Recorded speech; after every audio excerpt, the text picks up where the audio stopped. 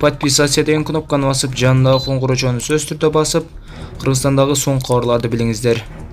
18 майга караган түндө Бишкек шаардык ички иштер башкы башкармалыгынын жетекчилиги менен ички иштер министрлигинин кызматкерлери Чүй Курман Жаннатка тилкесинде чогулган элге түшүндүрүү иштерин жүргүзүштү.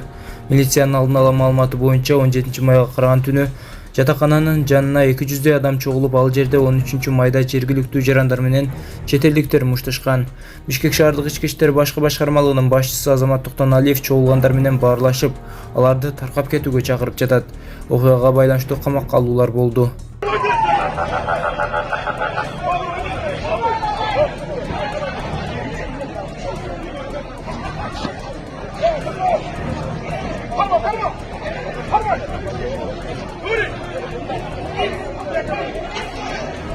Урматтуу мекендештер, албетте кыргызстандык болгондон кийин чет өлкөлүк жарандар менен болгон окуя ар бирибизде болот.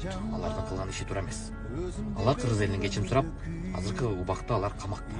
Достор, улут аралык жанжал, массалык башаламандык эч кимге жакшылык алып келбейт. Мен баса белгилеп кетейин. Улут үчүн, адилет тилүү үчүн келген кыргыздын азаматтары менен ушул учурдан пайдаланып, тоноочулукка аракеттенгендер, мародёрлор менен бир караш керек. Андай фактылар аныкталса, ким болбосун мыйзам алдына жооп берсин. Жон гана позициясын билдирип, ушул жакка келгендерди куугунтуктайбыз деген аракет болбош керек. Жалпы чогулган патриот азаматтардын талабы миграция мыйзамы иштесин. Күнөөлүү чет өлкөлүк жарандар мыйзам алдына жооп берсин. Мыйзамсыз жүргөн мигранттардын баарын тез арада депортацияласын. Биздин талап ушул, максат ушул.